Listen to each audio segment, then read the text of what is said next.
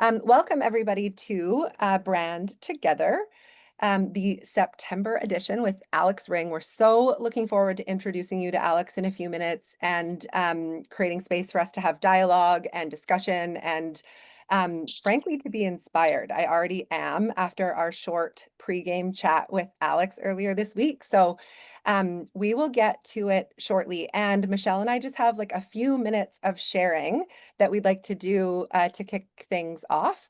And then we'll introduce you to Alex and we'll have everyone introduce themselves in the chat in a few minutes. And then we'll be underway. So some of you have been to Brand Together before, and for others of you, it's your first time. So welcome, welcome, welcome, whether you're a regular or you're joining us for the first time. We really believe that in light of current events and everything going on in the world, that community is needed now more than ever. And we came up with the concept of this live conversation series called Brand Together, so that we could chat with career branding community builders who are creating moments of connection and meaning and impact in the world. So that's what Brand Together is all about. And if you're not familiar, I'll just share a little bit about Community Academy, which is sort of the overarching umbrella. Michelle and I co-founded Community Academy like just in this past year. And we have designed a masterclass that helps brands and businesses tap into their competitive edge through relationship-based and experiential marketing. So it's a 6-program self-paced online masterclass that is supplemented with a really incredible workbook full of interactive exercises. There's a suite of tools and resources that we've developed to support with planning and execution of all of your community efforts. And then finally, we host regular live group coaching calls, which is probably our favorite part because it means that we get to come together in community, create dialogue and discussion and peer support with some incredible leaders from some pretty awesome purpose-driven brands. So that's a little bit about Community Academy and our Brand Together conversation series. And we've got a couple more shares for you. I'll hand it over to Michelle. Awesome. There's our beautiful slide that wasn't showing, but we'll make sure if anyone wants to screenshot and wants to save this info, go ahead. And then do you want to go on to the next one, Krista? Oh, you were going to plug the fall cohort. And sorry, that's why I hadn't switched the slide yet. I'm going to talk about our open call. Okay, there you go. Great. Thank you. Okay, so Krista shared a little bit about what Community Academy is all about. And this season, this fall, as we launched this new fall cohort, we were so excited to reserve a spot. We're putting out a fall open call for a standout community builder who is doing incredible things and has sort of community at heart as they are out in the world, looking to have impact. We want to know who this person is. We want to see nominations coming in for this spot that we're putting up as a complimentary spot in our fall cohort. So you can learn more at our website, communityacademy.co/fall open call. And that's also where you can either apply for yourself. This actually could be you. Or you can think of a person or many in your community who you want to put up for consideration. It's going to be myself and Krista together. We're going to be the one selecting the lucky person in the end, and the applications are closing on September 20th. So we have just over a week left to get in there. And yeah, that's what I wanted to share. Thank you, Mish. So before we dive in and introduce you to Alex, we'll just take a moment to share the next date of our next Brand Together session is October 9th, same time, same place. And registration will be open soon. We have a really exciting next guest lined up that we can't wait to announce. So stay tuned and mark your calendars. And with that, we will get started with some introductions here. So For those of you who are joining us on Zoom, we'll ask you to take a few moments to get the chat fired up and going. If you can share, well, we can see your name already, but if you can share the brand or business that you're representing, if that applies to you, and where you're joining from, the brand you're repping, if applicable, and then what inspired you to join us today. So let's go ahead and see who's in the Zoom room in the chat. And Misha's going to take a minute to introduce Alex while we do that. So lovely to see all these faces. And Alex, you're really representing here as our token male guest, which we love. Alex, we go a little bit way back. We first had the pleasure of connecting back in the day. No surprise, Lululemon brought us together. And what I've always loved about watching Alex in action is he is truly the definition of a career community builder. I think you are unique in the world, Alex. There's not many of us out there who have managed to keep community at the heart of absolutely everything we've done to Mhm. contribute to these amazing brands. Alex has spent time, like I said, at Lululemon, went on to work with the great folks at Wilson Sporting Co. And then most recently, with a stint at Lime, I should say as well, for those who've seen those bright green bikes out there.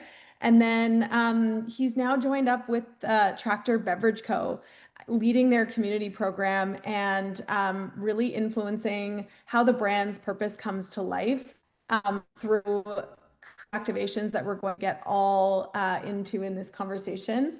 Alex, his breadth of experience spans everything you can imagine that falls under the umbrella of community. So brand activations, collaborations. He's owned ambassador partnerships at every brand that he's worked at. And we're going to touch on all of those. So Alex, welcome. Thank you so much for joining us for our September Brand Together. Thank you so much for having me. It's really wonderful to see some familiar faces, familiar names, and new faces as well. And I'm a huge fan and really respect Krista and Meech, just having seen them in action as well. So to be able to jump in a conversation with them truly is like an honor. And I'm excited to explore some different topics with y'all today. Awesome. Oh, the pleasure is ours, Ringer. Thanks for saying yes and showing up to share your knowledge and your insight and help to spark and fuel some conversation, some dialogue. As we do, we're going to get started with a few rapid fire questions to get to know you. Perfect. Ready? Yep. Okay, where in the world are you joining us from today? So today's unique. I'm here on a brand offsite, and I'm actually at a place called the Turtle Conservancy in Ojai, California. Pretty special little spot. Actually, funny quick anecdote. The guy that owns it's the guy that produced that movie Tiger King. I don't know if you ever caught that one back in the day, but this guy's like a lifetime animal conservationist slash storyteller, and he's created this little oasis in Ojai where they have over 600 different species of endangered turtles that they are protecting and breeding and caring for. So I am feeling extra inspired today for the convo. And we are lucky to be able to tap into that through our community work at Tractor. So I can share a little bit more about that when we get into it. But yeah, so that quick, long story, kind of even long, but I'm here at the Turtle Conservancy in Ojai, California. But Alex, So can you see turtles from where you're sitting right now? I can. I can. I'm not too far away from the Galapagos stop expedition. it. Yeah. So they've got some turtles that have been around for quite a while. Really cool. Amazing. Amazing. Everyone's booking flights to Ojai. Oh, Or Yeah, Galapagos. please. Yes. What is one word that your friends would use to describe you? Um, I would say energetic. Mm. Energy for me is like it's kind of everything. I think energy attracts. I think it's something that you're in control of. And for me, it's been like a superpower that I know if I'm curating the right energy, good things happen. And so I think my friends would say that as well. Here, love that word. And what's your favorite thing about living in Santa Monica? Um, the beach, definitely the beach. I get a lot of like the ocean to me is very healing, and so I feel very honored. I grew up in the Central Valley of California, like always kind of said I was a surfer, but was a total poser. But I always wanted to be, and so later on in life, I was able to get close to the beach, and it's something I very appreciate. I appreciate so much, and I love it. I love that. There's a connection there between the ocean and fueling your energy, I suspect. Um, Facts. I'm a water. right? Okay, so fun fact, Alex recently got married just a couple, 2 or 3 weeks ago, maybe, and we want to hear a favorite moment from your wedding. This was, I have to share two, because one obviously was my first glimpse of my beautiful bride. I love her so much. I actually met her at the beach at a yoga class I was teaching. So it's just was amazing to see her in her dress and looking as beautiful as ever. Um, but then the other piece was my grandma's 97 years old and was an absolute menace on the dance floor. And so that was like, that was definitely my other favorite part for sure. Oh, grandmas are the best. I'm so thrilled that you had your grandma present at your wedding. What a gift. It Love was a that. gift for sure. And in like fine enough form to be dominating the dance floor. That's incredible. Goals alive. What's something that you can't live without? I know it sounds like this is one of those ones, don't roll your eyes. But breathing. And I don't mean like involuntarily just breathing to stay alive, but Mm, um like the power of the breath, something that I was luckily exposed to a little bit as an athlete, but then really at Lululemon. mm, Um, it's the tool I use, I don't know, 100 times a day, and it's mm, been like a huge mm. um, like secret ingredient for like my sauce for sure. Oh, I love Everybody that. take a deep breath right now. Here we go. And then what is something, yeah, thank you for the gift of an intentional breath. That was really nice. What's Was really something that takes up free space in your mind, Alex? Oh, a lot of things. I have one of that's why I need the breath so much because my mind is always running all over the place. But definitely something that I am always thinking on um, is how to naturally create opportunities for people to come together.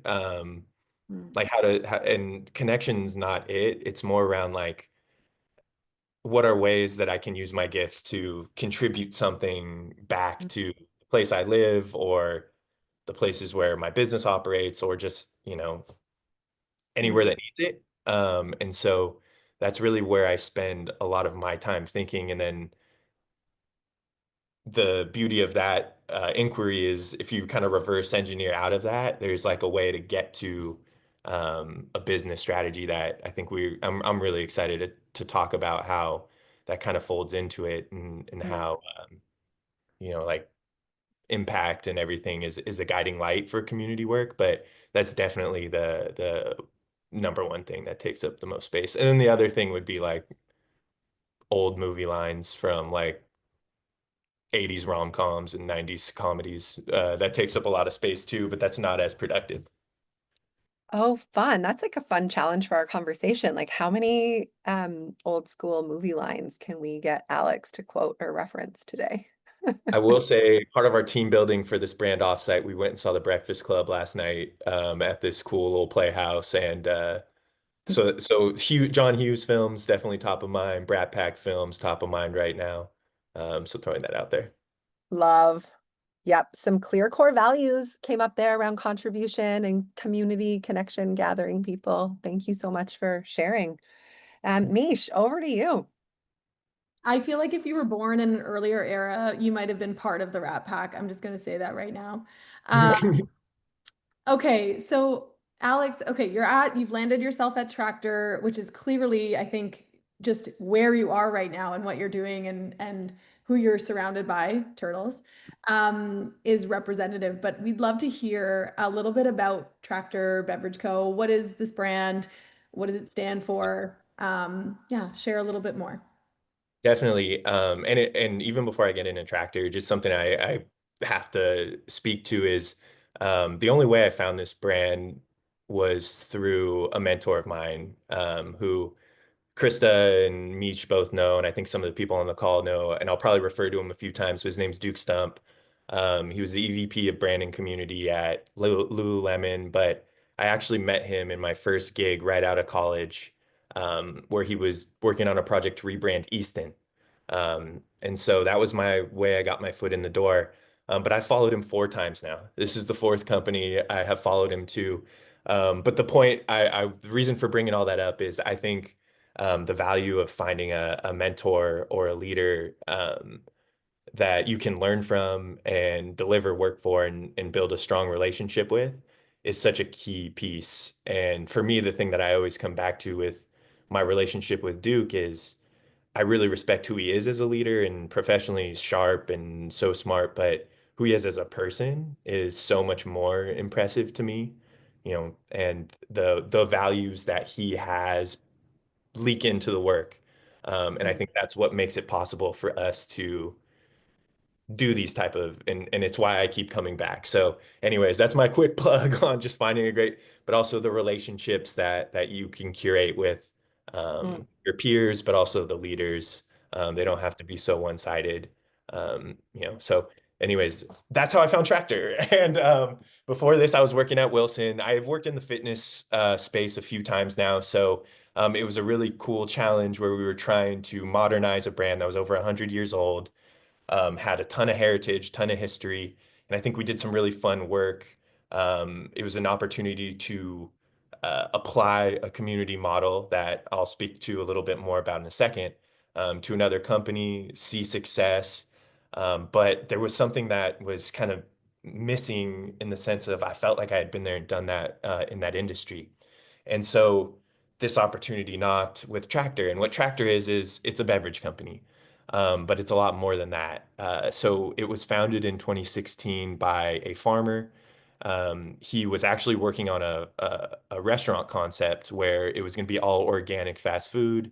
He had everything ready to rock. And as they were building the like drink section, they realized there was no organic offering at the beverage station. And they identified that as the opportunity. They started a company. And it was really rad in the sense of their goal was we want to remove synthetic pesticides from the food system. We want to support organic farmers and we want to like just educate and highlight farmers as aspirational, versus, like a backbreaking, hardworking blue collar job. So really beautiful things. And I'm from the Central Valley of California, which is heavy ag. So I've loved and respected those values that were laid out. But as they grew in 2019, they landed a contract with Chipotle. And so Mm. if you've been to a Chipotle and had their lemonade or any of their drinks in the bubblers there, that's us. That's Tractor Beverage. So huge product, huge company, no brand. So there was no brand development.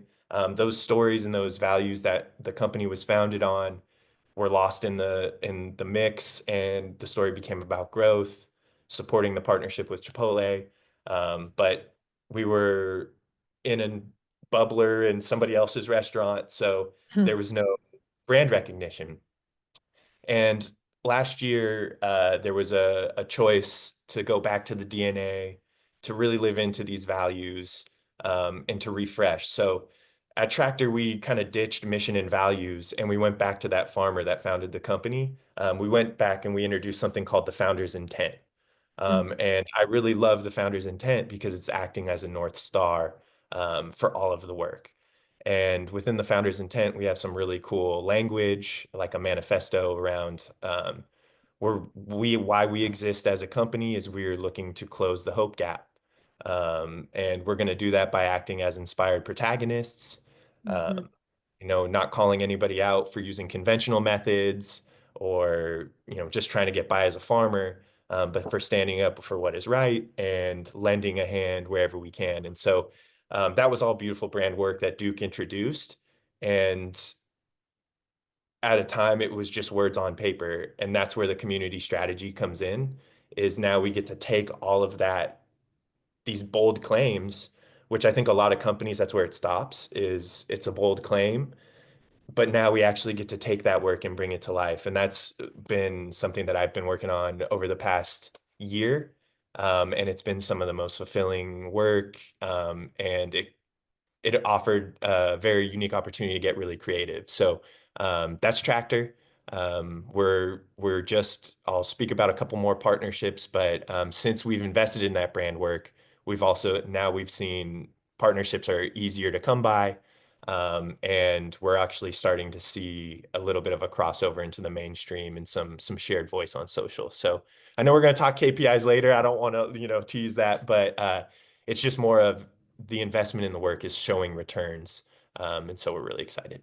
Mm, incredible. Founder's intent. I'm taking that one away It's a good one. Yeah, that's all forever. due.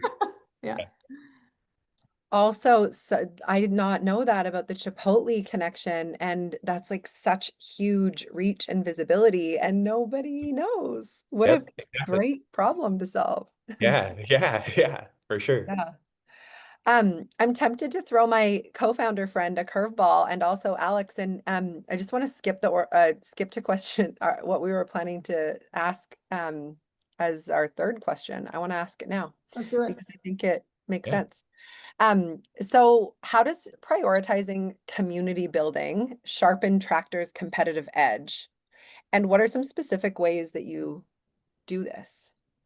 Yeah, this is our edge right now. Like the beverage industry is so convoluted, and I feel like that's something that even like every celebrity's throwing out a beverage. There's all these like functional beverages. So there's a lot of companies that are making like a ton of claims, and there's just a lot of noise.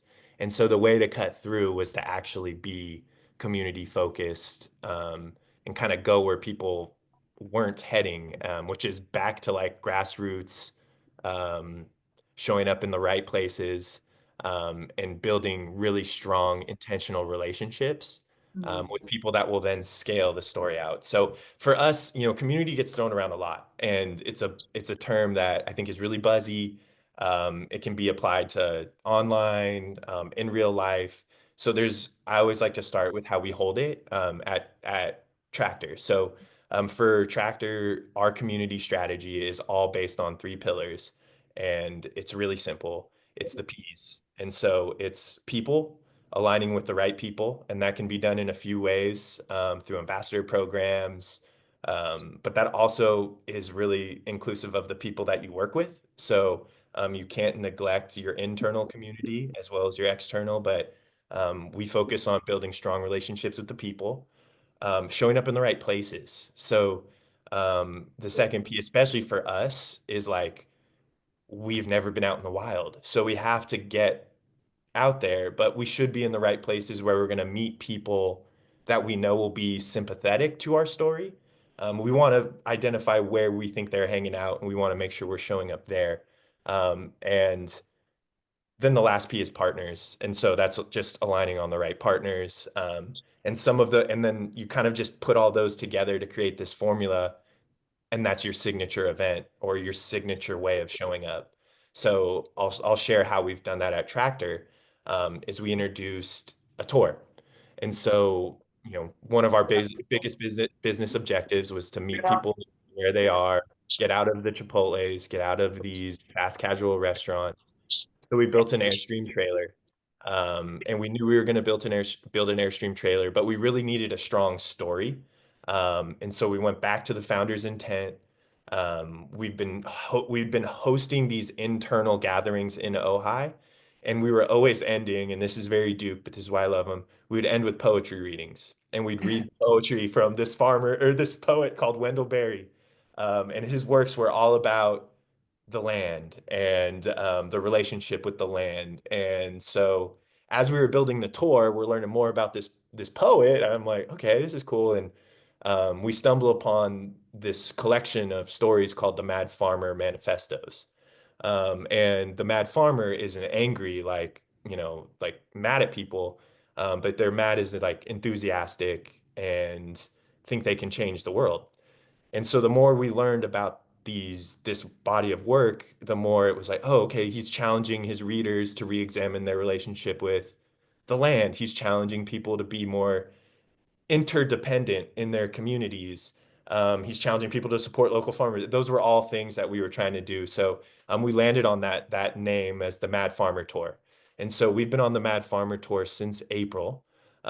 We wrapped our Airstream to match a new product that we have launching later this year. So we started to build some visual identifiers of the brand into the design of the Airstream. And then we made the Airstream all about telling stories. So we have plenty of places to sample and we can get product out. But we wanted to be really intentional of the ability to highlight farmers when we were not on a farm. So Mm. the marquee story here is we've been visiting farms across the country. We visited 42 farms so far. Um, every time we stop, we host a unique experience. We're kind of treating the farm almost like a venue. So we've done concerts, we've done dinners, we've done just like gatherings and tours. We've led some volunteer sessions. And every time we stop, part of our ambassador budget, instead of, paying an influencer to post for us, that ambassador budget is now being donated to those farmers to help them like solve a need. Like they need a new garden bed or a piece of machinery is broken. So we're able to support, like really support these local farmers using, a line item in our budget that would have still been spent on like a relationship with an ambassador. But this way we're able to do it really intentionally. Plays into the story, and then those partners are always so, I think, appreciative Mm. that the word of mouth spreads really quickly. And so that Mm. goes back to the places of like identifying the right farms. We're trying to find farms in markets where we're looking to expand or where we know we have partners that are carrying our products. So um, definitely altruistic for sure, but also there's a lot of intention there just to make sure we're creating the right buzz. Mhm. And that's like not, I don't mean that in a bad way. It's like we're really doing cool stuff that hopefully like that energy will be shared by the people participating.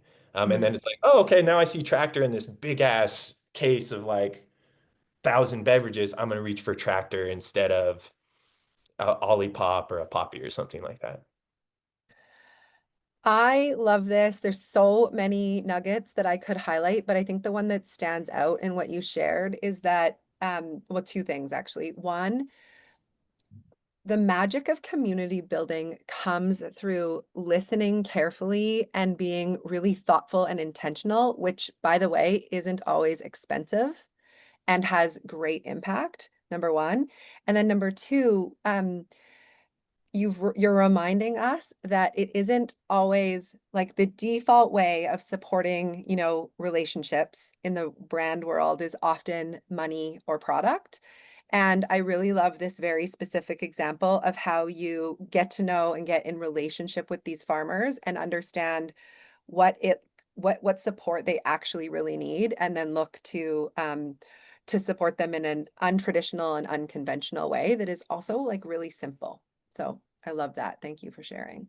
Absolutely. It's really the business of curating the right relationships. And like Mm. I love the point about listening. We were just talking about it. Mhm. It's the first step to building any relationship is to show that you can listen. But thank you for calling that out. Totally. Yeah, of course.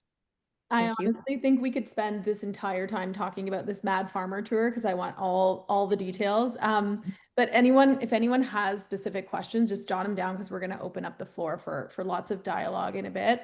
But Alex, okay, so you just shared like an incredible activation that you're behind. But if you think about the partnerships or the activations that you've been at the helm of in your career, what stands out as a top highlight for you? Um, well, I have two, and I see one of my old homies is on here, and one of them I had to call out a project that we worked on together. My friend Helen. It's gotta be Helen. There And she again, I is. was like, oh, dang, Helen. just a funny story. At the time I was working with Helen, her Instagram handle was the Gypsy Experience. So it's hard for me to even call her Helen. I want to say, dang, oh, she's on here. Anyways, but no, so the first one that I would share is it was really when I was discovering that this community like building was a talent. It was my first job, and it was this company called Easton. They make hockey stuff, baseball stuff, they sporting goods. And I was a baseball player, and I was hired by Duke to be our sports marketing manager, which just turned into building relationships with all of our partners. And the thing that really stuck out for me there is we were trying to grow the business in Japan. And it was no like we were talking about who was going to go. Was it going to be our president? Was it going to be, the people, the board members on our leadership group? And it ended up being me. And it was like I was just young enough to be like, yeah, of course it's gonna be me. Let's go, let's do this. But reflecting on it now, I do realize like that was really a bold decision for them to send me. And the reason why is just because like these like connection goes beyond the language. So obviously I had a translator, but I think just the way of showing up in somebody's space and being respectful and going back to the energy comment of like curating the right energy, um, it led to doors being opened, and eased the process of a foreign brand coming into Japan because they're very protective of their local economy. They like to support homegrown brands, and if you're from the States or another country, it's very difficult. So going over there, I've lived there. I went over multiple times, and I was able to help install the brand, and it did very well. And I didn't do anything beyond just kind of like show up and have conversations and be patient with the language barrier. And that was when I was like, okay, like that's all it like there's more to it, of course, but like, oh, but that's kind of all it is. And so that was really important for like confidence in the work. But then the other one this is one of my favorite projects I've ever worked on. And I think it gives us a really nice opportunity. You brought up something earlier, Krista, around in this climate, like community is so important. And when there's a moment that happens and it's like, how do we respond as a brand or as a company? Like, what can we do to lend support when our community is hurting? And so one of my favorite projects was in LA. We were having a series of wildfires. Um, this is 2017 or 2018. Um, Communities were being lost. The firefighters themselves, all the first responders were being worked overtime. And so we looked at it of like, how can we, people adjacent to us in the space. We were at Lululemon at this time, I should say. Um, People adjacent to us in the space were doing, donation classes, and I think there's really cool like ways that supports in the short term. But we were able to take the long-term approach of like, wow, this is a really traumatic event. Like, how can we offer something that we're qualified to offer, that will be beneficial for the longer term. Helen, brought this idea of rallying all of the stores in LA to come together and pitch some money in and use that as the funding to basically create and then distribute um, these mindful performance, like a mindful performance workshop for first responders. So with that funding, we were able to go tap this woman from Washington, D.C., in Alexandria, Virginia, Gina White. She was an expert on working with first responders, worked with the military. We paired her with somebody that had done a ton of content. They built a workbook, and we had the programming and like a menu of different skills and tools that first responders could use if they felt they were feeling overwhelmed or stressed or anxious or overworked, which was a great piece. But then we delivered it by going on a tour around LA and visiting fire stations, visiting hosting multiple fire stations into venues that were close to where they were based, and offering them a moment to learn this practice that can be really beneficial, and hopefully maybe remove some of the stigma, if there was any existing for any of them. And that was really special. And so, we ran that and did that tour for, I think, like 6 months. And so it just felt like something that was really had legs, that some of those people will now get to take those skills and use them for hopefully the rest of their career. So that to me was like the best example of using a brand's resources to really deliver something valuable, that helps heal the community that we were living in. Mic drop. Really, really thoughtful and intentional. And yes, it takes resources and funds. And like when you pool the resources of many together, it's not that far of a stretch to make a meaningful impact. Another great example. Thank you. Um, I'm going to go to what are some key trends and insights that are impacting your business right now, and how are you navigating those? This is a great question. And so I'm going to speak just for like the industry that I'm currently working in, which is beverages. But I do think this is valuable, in every industry. And it's just the way the marketplace is trending. So we invested some money to, learn about what's driving choice in the beverage space. And we worked with this gentleman named Peter Spear. He's an expert, does this for a lot of different companies.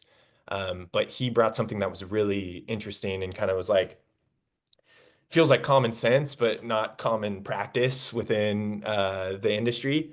That customers aren't living in categories; they're living in moments.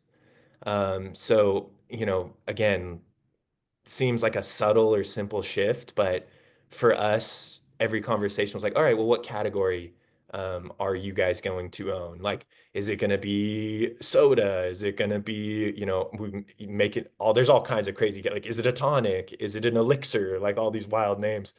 And we were kind of struggling over like what's our lane. And then we got this, like almost the permission to say like that, start a new conversation, and create a new avenue. And so we created these quadrants, and we have a product that fall within each one. But there's like these moments of nostalgic indulgence where like anything goes. And it's like last night, me watching The Breakfast Club, I ate a box of Milk Duds and ate a bunch of popcorn and drank a Coke in a bottle.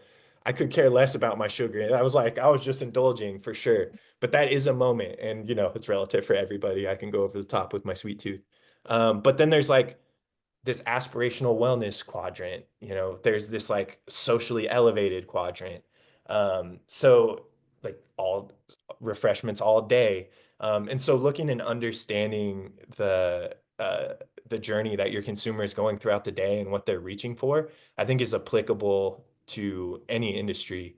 And then it just allows us, now we're going into these moments with partners, and when they're trying to ask us our category, we're differentiating by saying we don't have a category. We're solving for this moment for your consumer. And it applies differently than if we're looking at this just from strictly, oh yeah, we're a wellness tonic. You can find us here. And that actually opened the door. I think I can talk about it a little bit, but we actually that gave us access to a new partnership with Sprouts. So we are actually moving into Sprouts, in an exclusive deal. So I don't think I'm allowed to talk about it that much, but that was just like You that heard it here conversation. first, everyone. Yeah, for real. That conversation paired with the work of the Mad Farmer tour, differentiated us enough to where they're like, okay, you're actually mean what you say. You're going to continue to invest in this, and you're going to actually go out there and create the energy on our behalf. We don't have to. Like, yeah, we're down. So yeah. Wow. Well, congrats. I mean, any new partnership like that has that much reach is so incredible. And find Tractor at a Sprouts near you, everyone. Dan one? I think, Alex, because we want to make sure this group gets to chat with you, I'm going to throw one final question your way, and it's the one I can't resist, which is, so you've talked about so many heart-led initiatives, and I just can't help but think how you've been challenged throughout your career to measure results and impact.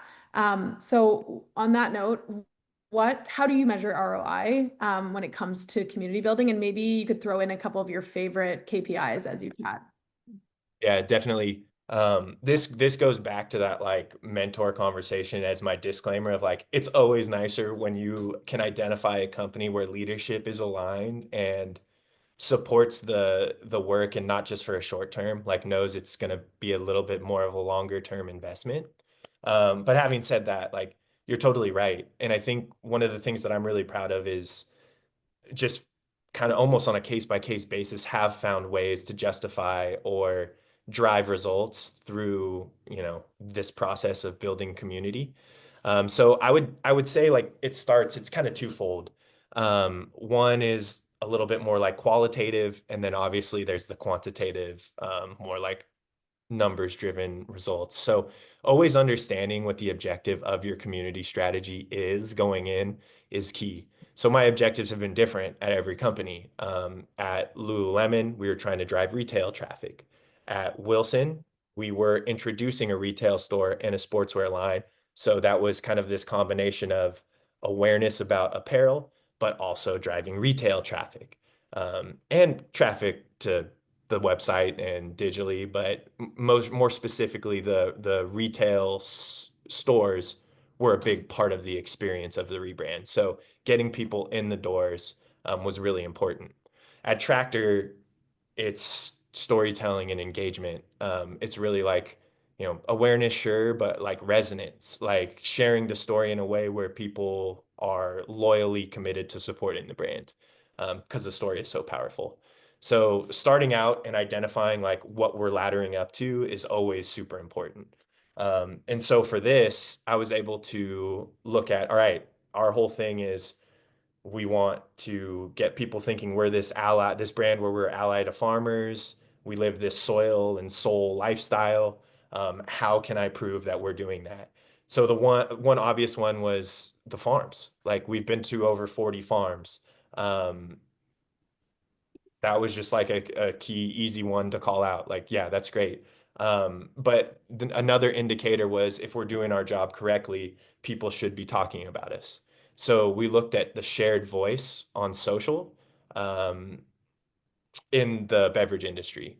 And we've seen over the last, really, it took a while that we were kind of sweating it. So we were doing all this work. It was starting to show up on social, but the needle wasn't really moving.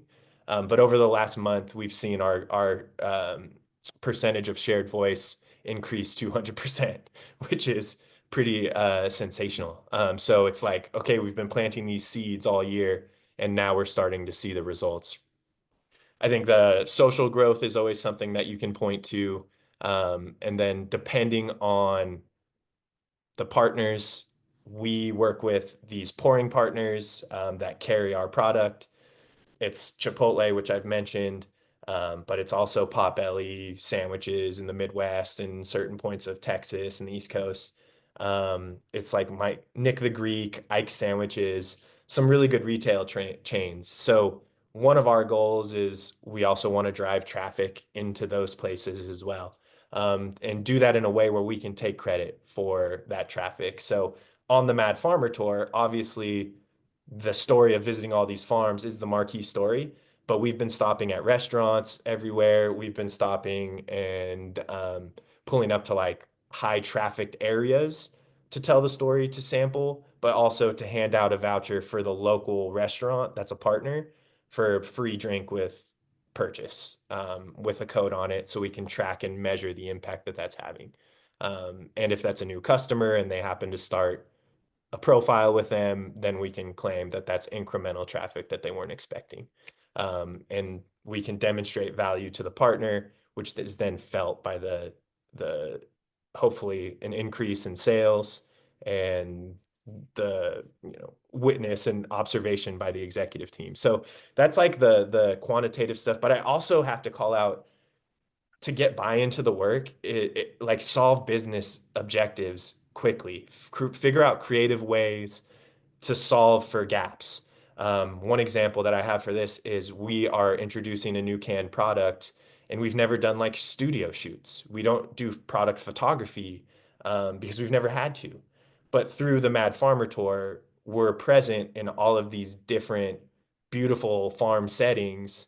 So once we got ready to drink cans, we brought those out. We captured those in a really interesting way that now we can use for product photography on digital, on our website, all of our partner like sell sheets. And that's a huge need. And we were able to do that for free just because that's like we just wrapped it in. So I think always like zooming out and seeing where some of your, departmental colleagues might have a need that you can solve. Doing that also just supports buy-in from the team as a whole. Because then it's like, oh yeah, we need community because it supports all of our work, which I Yeah, think is the money you'd invest to do those shoots, just purely doing a shoot would be yeah, yeah, you're leveraging something that's already existing, which we talk about a lot with community yeah. being that opportunity to tell stories and showcase in such a more interesting way. Mhm. I see we've already got the chat heating up with some questions. Em, do you wanna ask your question? You're welcome to hop on. Yeah, sure. Hi, you can hear me? Good. Yeah, I Okay, cool. Yeah, so I have a few questions about the tour. I guess the process was the one thing that came to mind. How you guys kind of research and find the farm or farmer that you're gonna go with, and then like going from that, turning it into, okay, what type of event are we gonna create here? Like if you could go over and talk about the process of that. of course, it's a great question. And so I think always like when we were starting out, we built the route. The first place we started with was the route. And we did that because another like example of how we were addressing business needs is we were going to use the Airstream to act as our experiential footprint at some like industry trade shows, at like brand commitments that we already had like contracted that we needed to have a booth. So we knew, okay, we have these anchor points of like, we got to be in Chicago in May.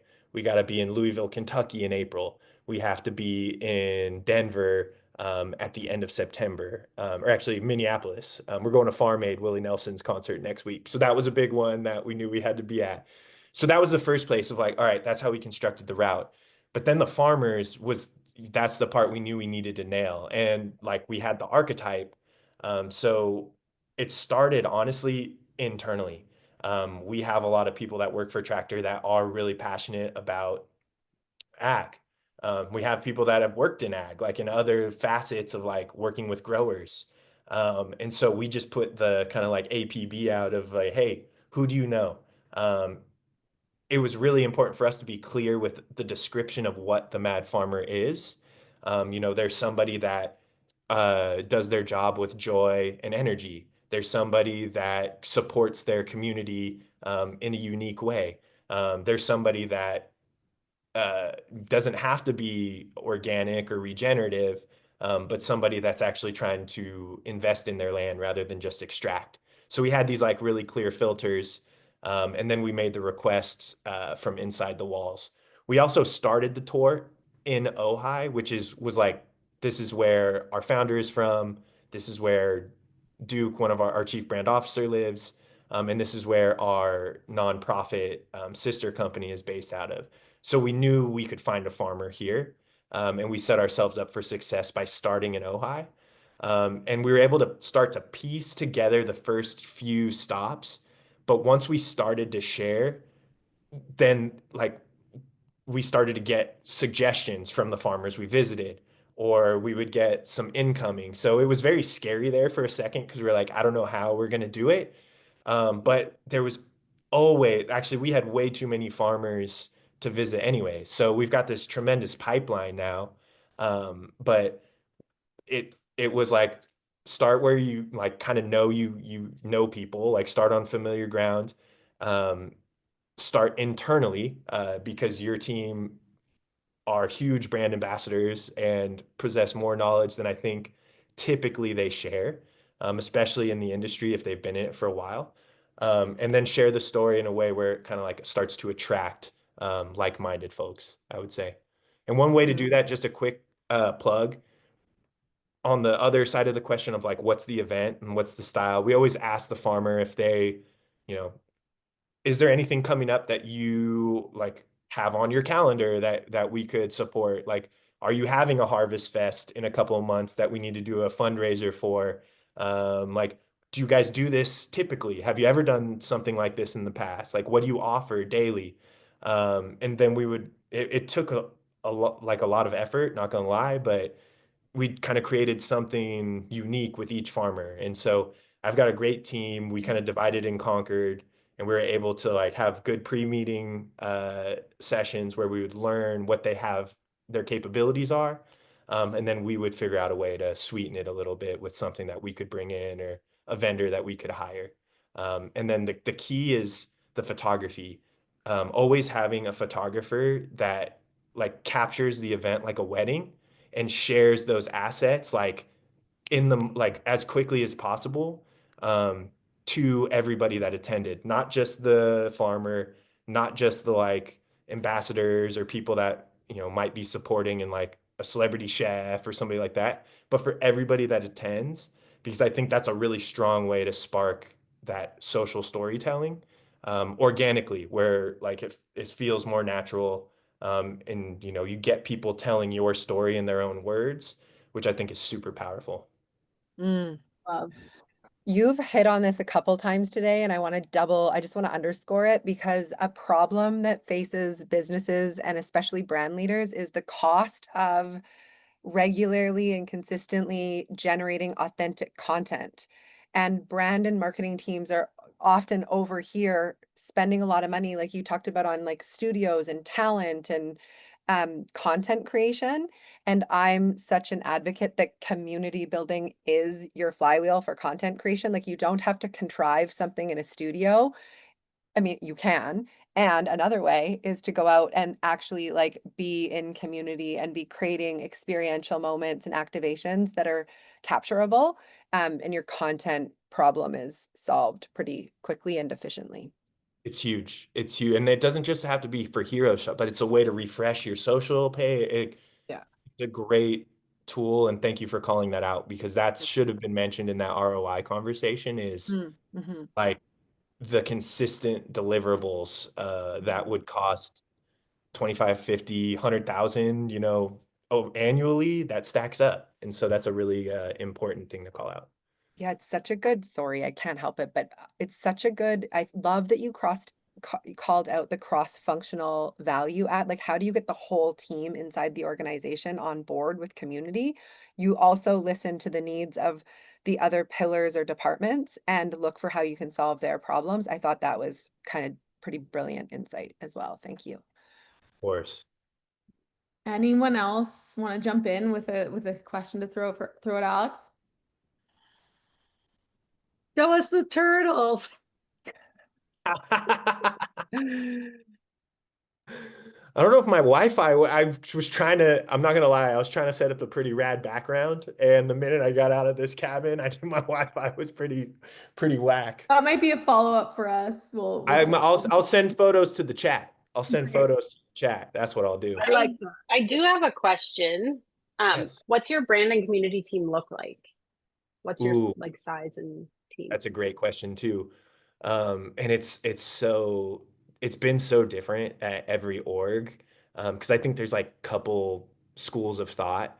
You can kind of regionalize it to make sure you have people in the right area that are more generalists, or you can kind of go with people that have a specific function and a talent, but maybe spread out. Ideal situation, everybody's in one place, but you have representation in different markets. Is what was so great for Lululemon was there was presence everywhere through the retail stores. But for us, we don't have that. And so we're small but mighty right now. we have myself, I'm sitting as the director. I have a community manager, and so he's actually in charge of all of the comms with the drivers, day-to-day communication on the tour. And like I just hinted at, we have two, we call them the drivers and ambassadors for the tour. But they signed up to be on the tour for the whole time. And so we added headcount for two people, they're full-time employees. And one of them, she was a teacher and led urban expeditions in Chicago. She was studied ecology, and so and she had worked on an organic farm. So it was very important for us to have somebody that was of the community representing on the tour. So she's a powerhouse with creative programming. She can speak the same language as the farmers we're visiting, and she's a really warm welcome to the brand. And then we have somebody that's more of an operator. Um, and it just so happens he's a really good creative too. So we got really lucky there. But he's the other person that's on tour. We found him at like a boat yard in Chicago. So he's really good at, tinkering and fixing little things because we've been on the road for almost 6 months, and there's just going to be wear and tear. Little things are going to fall apart. So having somebody like that on this for that specific project was really important. Then we have a coordinator, but she has a dotted line into me and our senior marketing director. But she's definitely more our product connect. So if we need products shipped somewhere, really supporting on the logistics from the warehouse. And we just brought on somebody that is more in a contract role.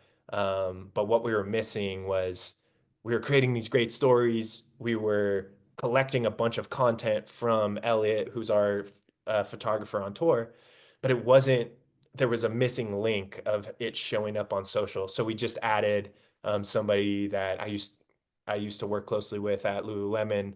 Her name's Martha. She came in to be a contractor and be like our digital curator. And so she like dotted lines into me and the creative director. So now we have our ecosystem of me, our partner managing the tour, our like ops partner, and then the two almost like field marketing representatives that are out in the wild, with somebody that's more of like the content creator, or storyteller.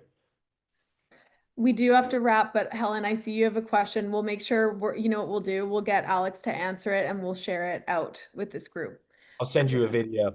It's so Yeah, good. there you go. We are going to wrap, and thank you so much, Alex. Thank you, every single one of you who took the time out of your day to be in community with us, and share the word. A couple calls to action. You can follow Alex on Instagram or LinkedIn and Tractor Beverage Co.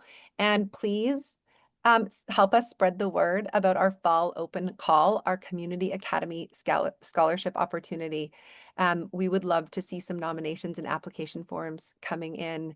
Thank you, thank you, thank you. Have a beautiful Thank you, everyone. Yeah, thank you so much for holding the space. That was really fun.